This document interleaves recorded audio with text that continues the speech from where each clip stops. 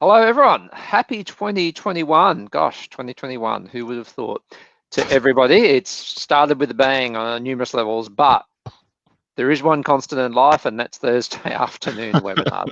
I'm Chris Irons, former Commissioner for Body Corporate and Community Management. And with me, as always, Frank Higginson, Hines Lawyers, partner. Looking Hello, refreshed everyone. after the break. Yes. Thanks everybody for tuning in. We're back with webinars. We're looking forward to delivering webinars again this year and really moving ahead with the content and trying to make these as interactive, as engaging, and something that everybody can be a part of. And so with that in mind, we're really keen for people's suggestions and really keen for people to like and share. It's that kind of feedback that gets us to the point where we deliver the right content every week. Don't forget, you can ask questions live and we'll try and get through as many of those as possible, and this recording will be available for you to watch at your viewing pleasure at a later date. And I know there are people who actually watch it quite extensively later on down the track. We're going to have a bit of a focus in the first part of the year, at least, on the brand new regulation modules which come into effect. Geez, Frank, it's less than 2 months. How did that happen? 6 weeks. Wow. Okay.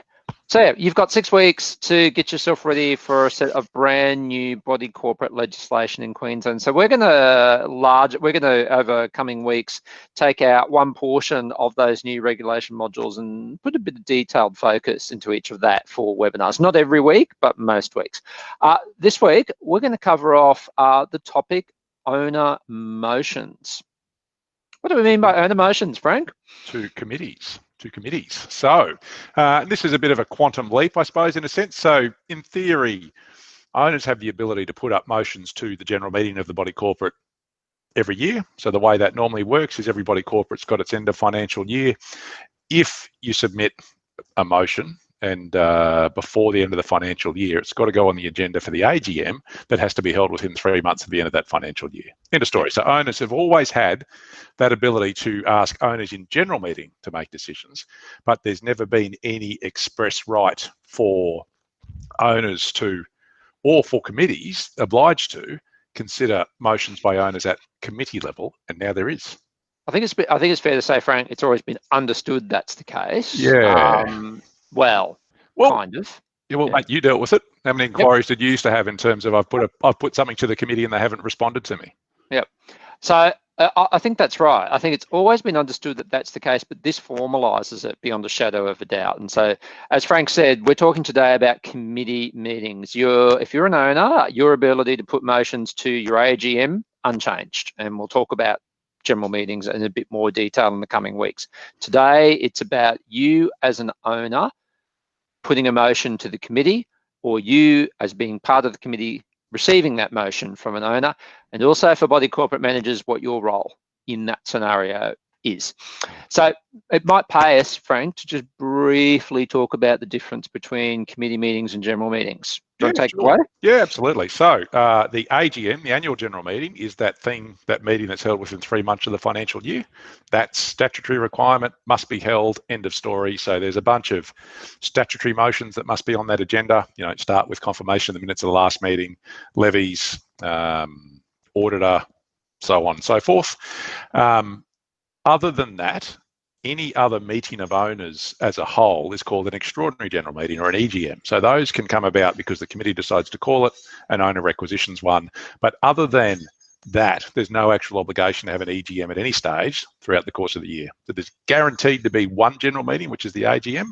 Yep. Others might pop up. But then when you come down to committee level, and I suppose this is one of the things, we're caught in a sense where the government with this legislation wants to give people the ability to self-govern and make their own decisions about how they run their building. So when you create that committee, which is the last motion on the agenda for each AGM, is everyone's gone, new people up they come, and away you go. There's no obligations at all as to how often that committee must meet, when they must meet, or the manner in which they meet, other than some time framework around minutes and the rest of it. So you can have a committee meeting for the whole of the year. Now, whether that's reasonable or otherwise is another question, but there's no obligation to actually have a committee meeting through the course of the year. It's really then down to, yeah, it's fairly commonplace, isn't it, Frank, for those to be held quarterly, give or take? Like most buildings would have a regular schedule of quarterly committee meetings. In some cases, if it's a big building and there's a lot going on, that might be every 2 months, something like that, or even monthly for that matter.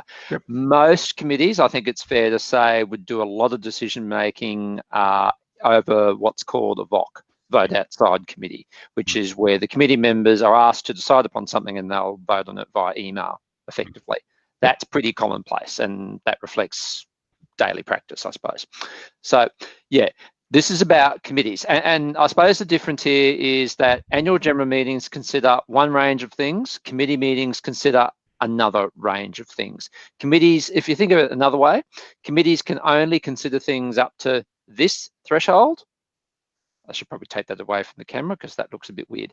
Committees can consider things up to a particular threshold, and then after that threshold, the importance of the decision means that it goes to all owners to consider. That's probably the best way of explaining it. So we're looking today at brand new provisions under Section 58 of the Body Corporate and Community Management Standard Regulation 2020, and I'm just about to put a link on our Facebook page to that. Hopefully it'll pop up any second. But Section 58, this is a brand new provision, isn't it, Frank? And kind of unexpected. Yes. There was a couple of these that appeared at the end. So I suppose there was a long and drawn out consultation process that absolutely got derailed by COVID, and then we had the state election appear, and this all sort of, I'd suspect, got swept off the Attorney General's desk to say, I've got to get rid of this before I go, who's now the Minister for Health. And here we are. So some of these things weren't actually, and I suppose you and I were both part of the consultation process at various stages in various, well, for me, I was wearing the same hat, you were wearing different hats. But this wasn't really discussed in detail through that consultation process. So in that sense, wouldn't say it hasn't been thought out, but I think even as we've been chatting before this about some of the interpretations, it will be interesting. I think some aspects of it have not been thought out. But I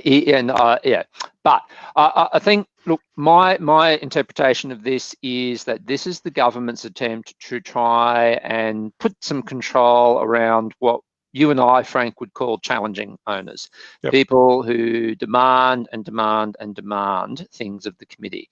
So rather than give any express power to, say, make somebody vexatious, the government's gone, look, we will give the committee some power to pare back the demands on your time through these provisions. Time will tell if that's going to be successful. So I think you and I, Frank, we've split this up into two sections, the owner rights and obligations, and then the committee rights and response obligations. I cannot speak. We'll kick off with owner rights and obligations. So the first and most important obligation on an owner is to actually provide a motion, draw up a motion, provide it to the secretary. And there's been a bit of hoo-ha about secretary, body corporate manager, hasn't there, Frank? There has been. This, I don't want to mention with Sunday Waters, but I'll say it publicly. In short, come 1 March, there's definitely an argument that giving something to the body corporate manager is not necessarily giving it to the secretary of the body corporate, because they're engaged as a professional service provider, not a secretary. But come 1 March, giving something to the body corporate manager will in effect be giving it to the secretary of the body corporate. So that's covered off. You fire something in your body corporate manager, it is there. The body corporate has it. Now, whether it's a motion or not is something else entirely, but we'll talk about that in a minute. That's right. The next obligation on an owner is that, or the right, I should say, is that the committee can't decide on the same issue. That's a new term that's being bandied about a lot. The committee can't decide on the same issue presented to them by an owner within the previous 12 months. So in other words, if you're an owner and you want the committee to do something and it's been knocked back, you can't keep having successive goes at it, basically, which I think is fair enough, isn't it? It is. And actually, it's really funny. I mean, and this is the thing, ladies and gentlemen, I suppose, we're both going out on a little bit of a limb here in the sense that we're talking about stuff that might happen. This has not been, none of this stuff has been adjudicated yet. It will be in due course, inevitably. And when you look at subsection 3 of that, the committee's not required to decide a motion if within the 12-month period before the member submitted the motion, the member submitted a motion about the same issue. Doesn't mean someone else can't fire in a motion about the same issue. There you go. So the committee might be making decisions on the same issue, but it might be from different members of the body corporate. And so that leads us to what the actual entitlement is for the owner. So the way the legislation is drafted is the owner basically gets 6 motions or up to 6 motions in a 12-month period. Now, again, we stress this is committee meetings. This is not a restriction on annual general meetings. So in a 12-month period, if you're an owner, you get an entitlement of up to 6 motions. However, Frank, you've thrown a spanner in those works. Yes, the lawyer in me looks at that and says, what's a 12-month period? So, and it's not defined in any other way other than, I suppose, in the sense of it seems to start ticking from the date that the member submits their first motion. So it's not a body corporate financial year. It's not a calendar year. It's if I fire in something on the 1st of June, I can't then fire in I can fire in 5 more motions up until the 31st of May the following year. And that's my 6 in 12 months. But the example I've put through to Chris before is, okay, so I fire in 3 on the 1st of June, and then I fire in 2 more on the 1st of May in the following year. I've got 5 that have gone in that 12-month period. But in a sense, I've got 2 that have gone in for the next 12-month period that went in on the 1st of May. You know what I mean? So there might be these, it'll be really interesting to see what happens with that sort of stuff in terms of whether there's rolling 12-month periods. And I think the way I look at that, I think there's an argument that there could be. And then we both went to the explanatory note, and the explanatory note says that the intention of this section is to ensure committees are not overburdened with dealing with difficult issues and to discourage lot owners from exercising their ability to submit motions in an unreasonable or excessive manner. So it'll be really interesting when it gets to adjudication in terms of how adjudicators interpret that statement in light of what the legislation actually says. It's a really good point, actually, Frank. And so while I think the general vibe is the 6 months in the preceding, 6 motions in the preceding 12 months, I think your interpretation is not without some merit. And Karen, hello, Karen. Nice to sort of hear from you. I think that now answers your question about, is it 12 calendar months or the financial year? It's 12 months from that motion. So if I submit a motion to Frank today, you count back the preceding 12 months to see if you've already reached your 6. Or you go with Frank's interpretation, which might be, well, the 6 starts tomorrow, or in that's 12 months. That's not very helpful to everybody, I know, but I suppose we're just pointing it out because, as Frank quite rightly said, yet to be tested, yet to be litigated. We'll see where that gets to. And it will be really interesting. And, it's like predicting where property prices or the share market's going to be in 12 months' time. So, we're putting ourselves out there. So in 12 months' time, we'll be able to look back at this and see whether how we went, Chris. That's absolutely. So the important point to mention here is that gives the committee the right to cease at 6 motions, but it doesn't mean that they have to. And it doesn't mean the committee can't consider more than 6. There might be some really valid reasons why the committee would consider more than 6. I personally think if you're an owner, your best practice, and you are much safer assuming you've only got the 6 in the 12-month period. It just makes much more sense to think of it that way. If you're an owner, another bit of best practice for you, you should be keeping a record of that, and you should be being a bit strategic about how you're doing it too. So if we'll get to that in a bit more detail, but I think I personally think you agree here, Frank, there's a 50-50 split in responsibility here. Responsibility on the owner to make sure that they manage their 6 motions in the 12 months, responsibility on the committee to manage those 6 motions as well. So you're suggesting here, Frank, the idea of some kind of acknowledgement where a running tally is kept. I think so, and I think this is probably the best practice, whether it be that committee, body corporate manager, or even owner, is. But I think it probably, to a degree, comes back to the body corporate managers because they're the record keepers, as much as it's not part of their agreement at the moment, because this wasn't legislation when most of them were entered into. Would be when you actually do get a motion from an owner, would be, thanks for that. That's one of the 6 you're entitled to lodge in this period. Thanks for that. That's numbers 2 and 3 of the 6 you're entitled to lodge in this period.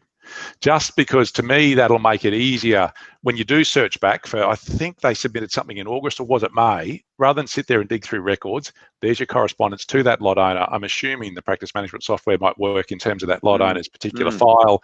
You know what it is.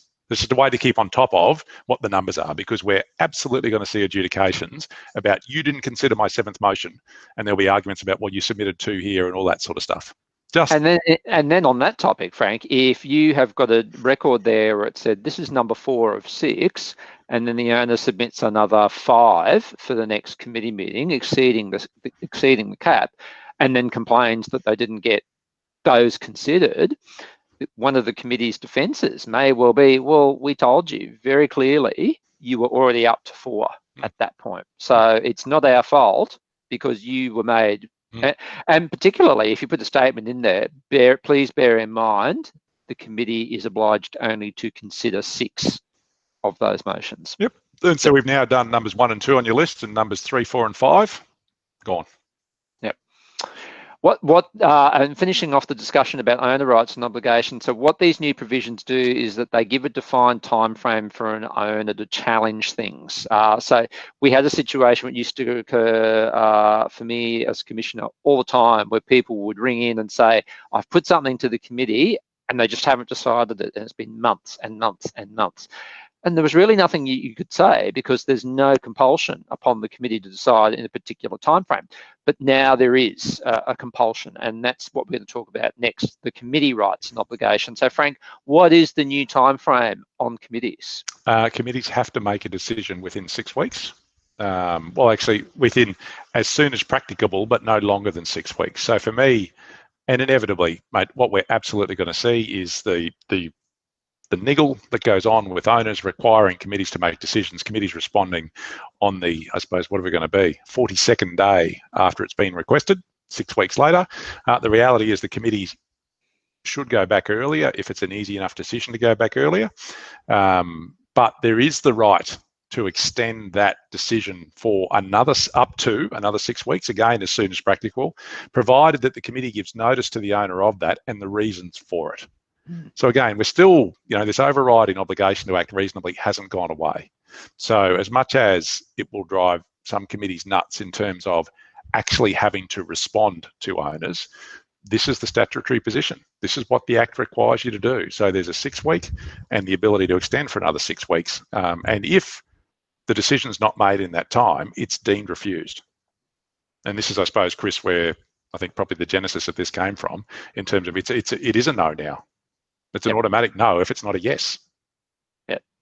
So I suppose the important caveat there for committees is that they can't use that decision-making and extension of decision-making periods as some kind of stalling tactic. You do need to have reasons, and of course, if you have reasons, then you minute them. And I think the classic example of how it would be used properly would be if somebody has asked for approval for something, and the committee is not 100% sure about the implication of that approval, particularly if it's an improvement to common property, and the committee might need to source advice from, I don't know, plumber, engineer, whomever. But it takes a while for that advice to come back. We saw that adjudication order, which we will talk about in more detail, about a committee that went and sourced information from a very specific kind of expert. And it took them, but anyway, we'll save that for another discussion, that one. But that to me is a prime example of a reasonable extension of time for a committee. But that too will be subject to some dispute, I think. But I think Frank's point there at the end is a really important one. Deemed no. You get to that period and there's still no decision, well, it's deemed to be no. So if you're the owner, you can then go ahead and challenge that because you have been deemed to have been refused what you have asked for. That's a really critical thing, because up to this point, you don't have that trigger. Now you do have that trigger. I just want to leap into a few questions. Anne, there's two Annes there. I'll go with the first Anne. Is it if it's a restricted issue for the committee, assume that motion would still be considered one of the 6? Interesting. What do you think, Frank? Bloody good question. Well, there's two, and look, I'd say it's 50-50. Like I suppose the obligation's on the owner to make sure they've got their material right. So the owner's allowed to submit 6 motions. Committee's obliged to make decisions on 6 motions. If one of the motions that the owner has put in is out of order, then the committee's decision is, well, that's out of order. We can't deal with that. one down. That's a decision, yeah. But Yeah. then the counter argument is, well, they couldn't have done anything with it anyway, so is that really fair on the owner? Agree. Which is then your counter argument about should the owner have known that in the first place? Where's the obligation rest to make sure that the motion is actually right? Yeah. And I suppose, mate, this is back to that typical type motion that goes on general meetings from time to time, that the committee investigate this. The committee should go and look at the cost of internet cabling for the building. Let's use that as an example. Well, no, that's not asking the committee to do anything. Asking the committee to do something or the owners to do something would be, I have gone and sourced a proposal for internet cabling in this building, and I want the body corporate now to make a decision as to whether that goes in or not. And that's that same sort of thing, restricted issues, because you do the same thing at general meetings. You roll motions out of order all the time because they're not lawful, unenforceable or otherwise. That same thing now applies here at committee meetings, as Anne's pointed out, but whether that is one, Anne, bloody good question. That may need to be clarified further, I think, Anne, over a period of time. It's a really good question. Next, Anne, would include the financial period in the acknowledgement. So just to clarify, it's the 12 months is not related to the body corporate's financial year. It's literally the preceding 12 calendar months. So it's not connected to the financial year. So in theory, you could have, if you've got 50 owners and 10 of them are lobbied in motions, you could be having 10 sort of periods you're managing for owners in terms of when they lodge their first motion and when their 6 is up and how many they've lodged and all that sort of stuff. Yep. Linda, is that 6 motions per owner per lot of a year? Yeah, it is. Yep. Hang on. Let's talk about per lot. So if Frank owns 3 lots, this talks about a member of the body corporate submitting a motion. If Frank owns 3 lots, Frank Higginson, lots 1, 2, and 3, there's only one member of the body corporate, which is me. I don't think I get, my take would be I don't get 18 motions. I only get 6. Yep, I was a bit too hasty thinking about that one when you sort of, that's actually... This is excellent. This is good doing this stuff. Linda, great question. Julia, if you have more than 6 leaks in a year, I can't get the 7th leak fixed or bring it to the committee's attention. So bear in mind, Julia, these are motions that go to the committee. So one presumes that when you are getting a leak fixed, you're putting a motion to the committee to ask them to fix.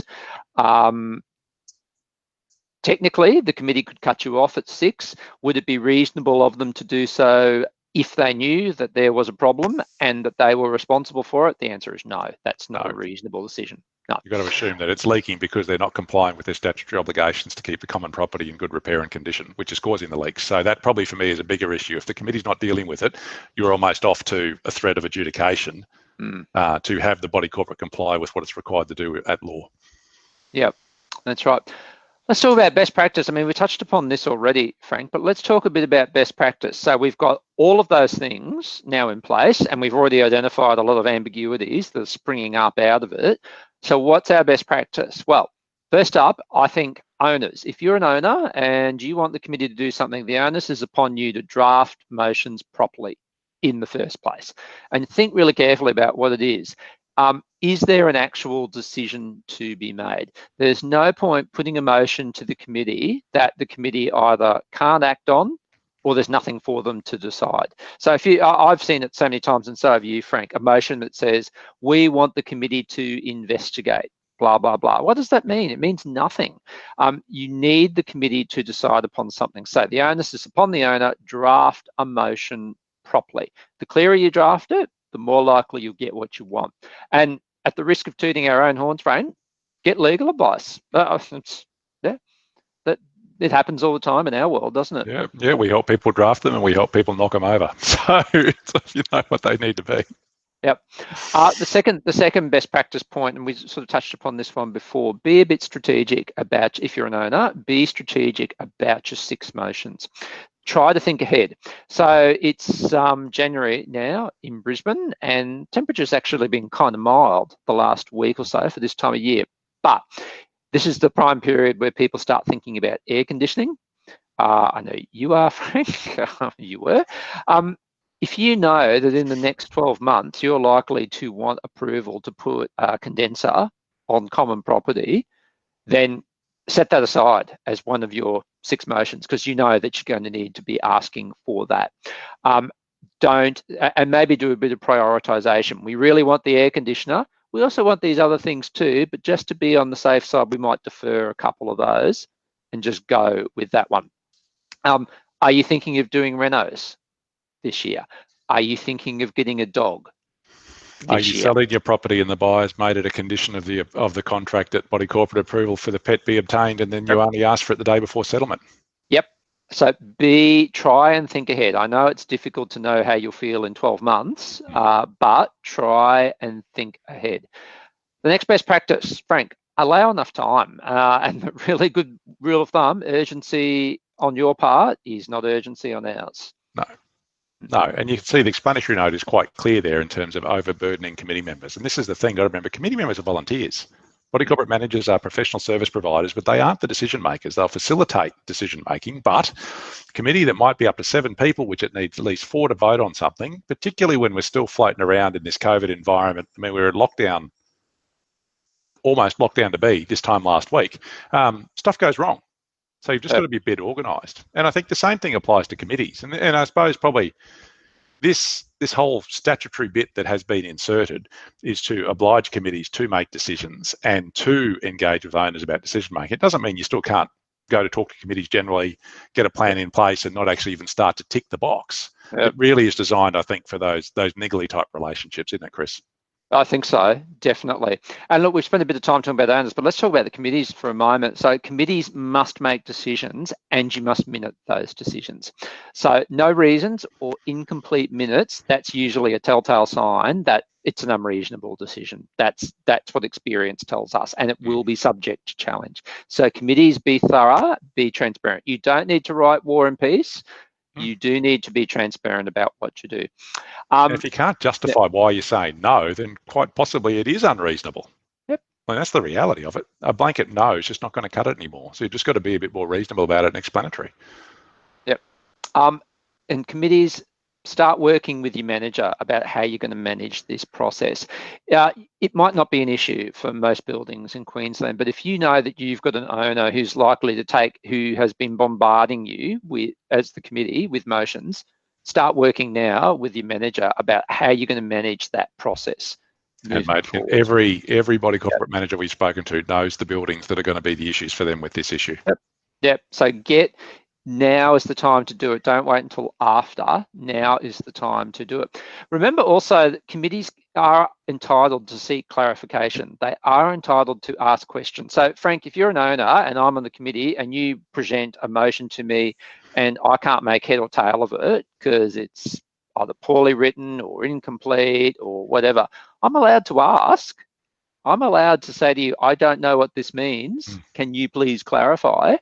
Don't forget that committees are entitled to do that. A couple of questions have popped up in the interim. Karen, thanks for clarifying. The 6, again, I think it's a point worth clarifying again. The 6 motions is a legislatively set number. It doesn't mean that the committee can't consider more than 6. They can consider as many as they need to, but 6 is the entitlement for the owner. That's probably the better way of thinking about it. Wendy, your question. So would an owner motion seeking approval to install solar panels, provided the quote meets the committee's required criteria, owner advised to wait until next AGM or incur expense of calling an EGM? Seems unreasonable to wait up to 12 months. Well, a couple of things to note there. Technically, you shouldn't be paying for an EGM. And yes, I would think it is definitely unreasonable to wait 12 months, Frank. And to a degree, that's probably what this section's actually designed for. Yep. I think so, you know, like those things, if it's within the ability of the committee to make the decision, in a sense, the argument's going to be it's unreasonable that they haven't actually made one. And another doozy of a question, thank you. Would it be reasonable to extend the period for the committee to make a decision if there was, let's say, a preset meeting a few weeks after the 6 weeks? Now, that is an interesting one. My initial reaction, and I'll throw to you, Frank, would be the committee would need to demonstrate to me that there is that history of preset meetings, and not only that everybody in the building knows that. And it's not something you could jam through by VOC, and required discussion and consideration would be my answer. So if it's a vanilla, let's go with pet approval. We've got 50 pets in the building. The same conditions have been applied to them every time. This is another pet, same as Fido in Unit 301. To me, holding it over because you want to have in a meeting in a week after the 6 weeks period probably isn't reasonable, because you could slam that through by VOC. Yep. If it was, maybe we've got 15 grand's worth of solar panels that someone's asked us about and we've never done it before and all that sort of stuff, and the committee needs to have an in-depth discussion about it, then maybe that might be reasonable in the circumstances. I suppose this is the grey that what reasonable means that we live in. And David, thank you as always. Volunteer committee members are not at the beck and call of individual owners. You're absolutely right, David. Couldn't agree with you more on that absolutely. One. But when you step onto a committee, you do assume certain statutory responsibilities, and this is one of them. So we, and I suppose this is a lot of the work that Chris is starting to do now in terms of committee facilitation, is helping people understand what their roles and responsibilities actually are, and absolutely agree that committee members shouldn't be getting spray emails from owners in terms of you must do this, you must do that. But there's a framework which they're required to follow that you just simply can't avoid now. Yep, I think that's right. I think the bottom line out of all of this discussion is that whether you're an owner or whether you're a committee, if you want to get what you want, you've got to smarten up your act. You've got to actually take a bit of effort, make a bit of an effort either way. But there is, unsurprisingly, an element of compromise in it all, I think. None of that's terribly surprising, I would have thought, Frank. No. And I suppose answering Bruce's question there at the last, seeking something for approval under the bylaws is different from submitting a motion. My answer to that would probably be no. No, you've got, if you before you install black shutters, you must seek the approval of the committee. That's an application of the committee, which the committee is in effect going to have to make a decision on, which is a motion in itself. When you ask the committee to do something, that is a form of a motion. Carol, what are committee members not responding? Not entirely sure what you mean there, but I think, Carol, what I'd say is that now under these new provisions that start on the 1st of March, if the committee doesn't respond to your motion, then you do have grounds to challenge their lack of response. That's what that will mean. We have actually reached the end today. Really good participation and engagement with everyone today. Good questions. Yeah, gee, I think my brain might still be in holiday mode on some of those. So apologies all. I hopefully will be a little sharper next week. Next week we are going to talk again about new laws, and this time we're going to talk about the conduct of both committee and general meetings, what some of the changes are going to mean for you. And a bit of a shout out for the webinar after that. Frank and I are both excited and nervous about that one, because it is the Ask Literally Anything You Want webinar, where you can fire questions about any body corporate issue, Frank and I, live. First in, best dressed for that one too, by the way.